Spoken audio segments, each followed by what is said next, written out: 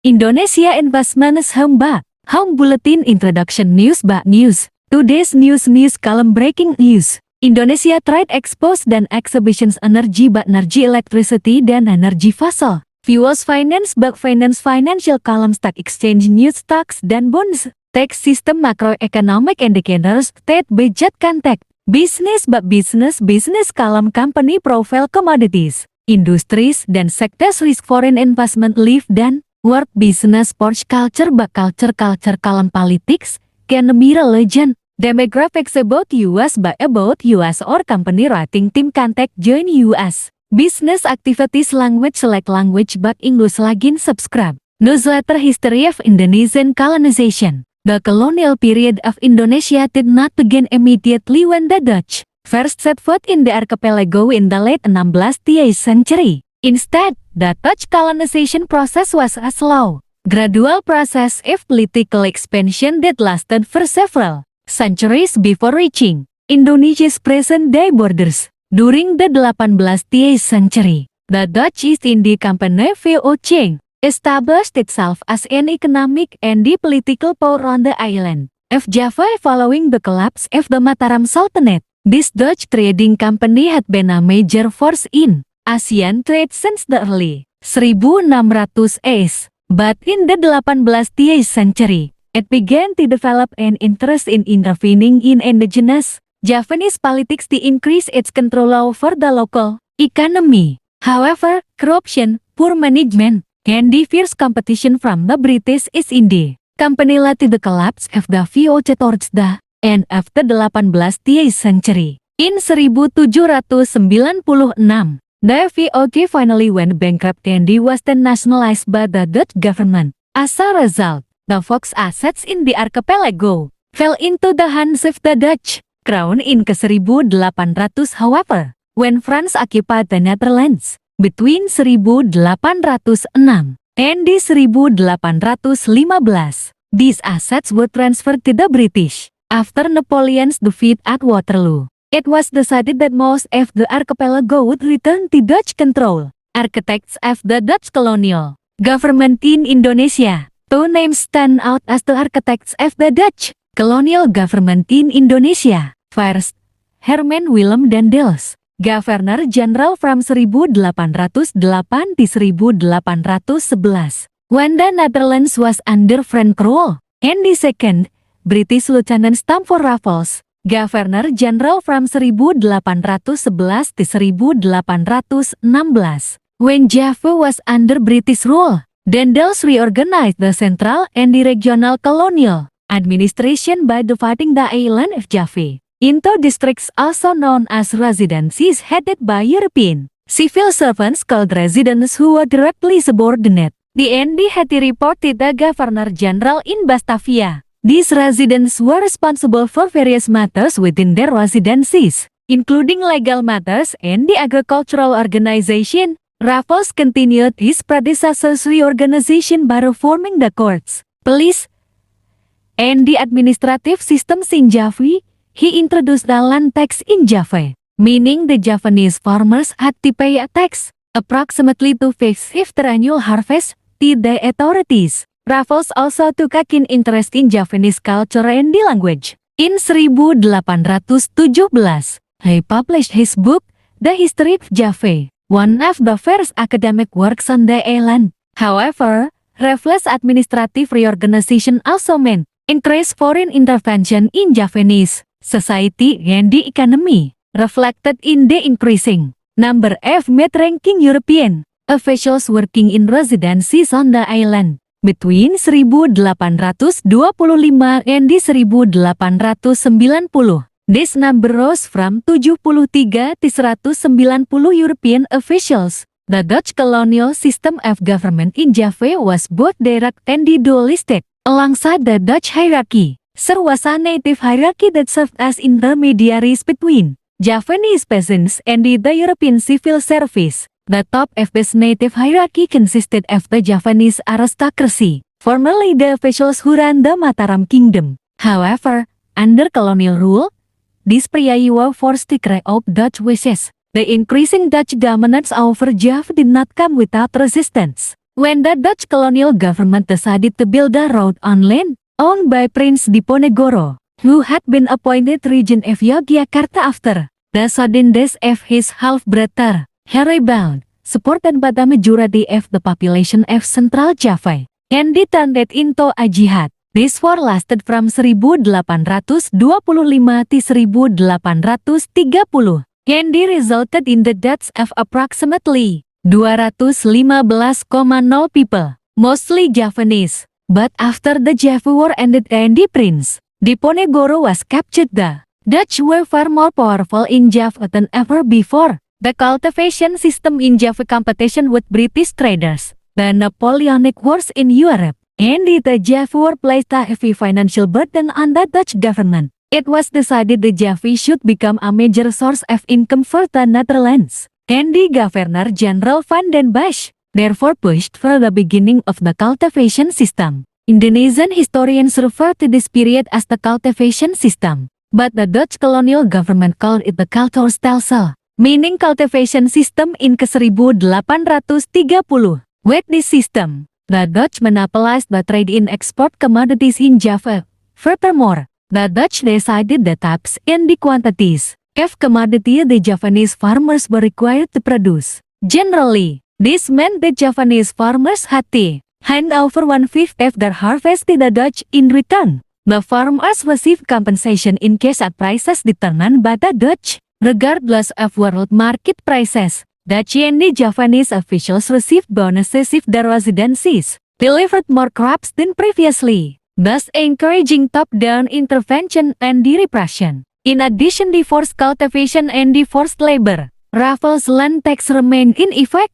The cultivation system was a financial success. Between 1832 and 1852, approximately 19% of the Dutch government's total revenue came from the Javanese colony. Between 1860 and 1866, this figure rose to 33%. Initially, the cultivation system was not dominated solely by the Dutch government. Javanese power holders, private Europeans, and the Chinese entrepreneurs also played a role. However, after 1850 when the cultivation system was reorganized, the Dutch colonial government became a major player. However, this reorganization also opened the door for European private companies to begin dominating Java. A process of privatization occurred as the colonial government gradually transferred the production of export commodities to European private entrepreneurs. The liberal era of the Dutch East Indies increasingly voices were heard in the Netherlands, opposing the cultivation system and advocating for a more liberal approach to foreign companies. This rejection of the cultivation system was driven by both humanitarian and economic reasons. In 1870, liberal groups in the Netherlands won power in the Dutch Parliament and successfully eliminated several hallmarks of the cultivation system, such as the percentage of cultivation and the requirement to use land and the labor for export-oriented crops. This liberal group paved the way for a new period in Indonesian history known as the Liberal Era, circa 1870 sampai 1900. This period was marked by the significant influence of private capitalism on colonial policy in the Dutch East Indies. The colonial government at the time played a more or less supervisory role in the relationship between European entrepreneurs and the rural Javanese communities. However, although liberals argued that the benefits of economic growth would also flow to local communities, the situation of Javanese peasants who suffered from famine, food shortages, and disease was no more better during the liberal era than during the cultivation system. The 19th century is also known as the century of expansion, as the Dutch carried out substantial geographical expansion in the archipelago. Driven by a new imperialist mentality, European nations competed to acquire colonies outside the continent for economic and status reasons. One of the key motives for the Dutch expansion in the Indonesian archipelago beside financial gain was to prevent other European countries from seizing parts of the region. the most famous battle and the longest between the Dutch and the indigenous population. During this century F, Dutch expansion was the Aceh War, which began in 1873 and lasted until 1913, resulting in the deaths of over 100,000 people. However, the Dutch never gained full control of Aceh. Nevertheless, political integration between Java and the other islands of the Indonesian archipelago as a colonial political entity had been largely achieved by the early 20th century. The ethical policy and the Indonesian nationalism as the borders of the Dutch East Indies began to resemble those of Indonesia today. Queen Wilhelmine of the Netherlands announced in her annual speech in 1901 that a new policy, the ethical policy, would be implemented in the Dutch East Indies. This ethical policy, which acknowledged the Dutch debt of gratitude to the indigenous people of the archipelago, aimed to improve the living standards of the indigenous population. This was achieved through direct state intervention in economic life, promoted under the slogan irrigation, education, and the immigration. However, this new approach did not prove significantly successful in improving the living standards of the indigenous population. However, the ethical policy had a crucial side effect. The educational component of this policy contributed significantly to the rise of Indonesian nationalism by providing the intellectual tools for the Indonesian elite to organize and articulate their objections to the colonial government. The ethical policy provided an opportunity through the educational system for a small segment of the Indonesian elite to understand Western political ideas about independence and democracy. Thus, for the first time, the indigenous people began to develop a national consciousness as Indonesians. In 1908, students in Batavia founded the Budi Utomo Association, the first indigenous political group. This event is considered the birth of Indonesian nationalism. It began a tradition of cooperative politics between young Indonesian elites and the Dutch government officials, expected to help the West Indies achieve limited independence. The next chapter in the rise of Indonesian nationalism was the founding of the first mass-based political party, Sarekat Islam, in 1911 initially founded to support indigenous entrepreneurs against the Chinese entrepreneurs who dominated the local economy. Sarekat Islam later expanded its focus and developed a popular political platform with subversive tendencies. Other important movements that led to the opening of indigenous political thought were the Muhammadiyah, an Islamic socio-religious reformist movement founded in 1912, and the Indian Social Democratic Association, a communist movement founded in 1914 that disseminated Marxist ideas in the Dutch East Indies. Internal divisions within these movements led to the founding of the Indonesian Communist Party PKI in 1920. Initially, the Dutch colonial government permitted the establishment of local political movements, but when Indonesian ideology radicalized in the 1920s, as seen in the communist rebellions in West Java and the West Sumatra in 1926 and 1927, the Dutch colonial government changed its policy. A relatively tolerant regime was replaced by a repressive one that suppressed all acts suspected of subversion. This repressive regime exacerbated the situation by radicalizing the entire Indonesian nationalist movement. Some of these nationalists founded the Indonesian Nationalist Party PNI in 1927 as a reaction to the repressive regime. The goal was to achieve full independence for Indonesia. Another significant event for Indonesian nationalism was the Youth Pledge in 1928 at this Congress,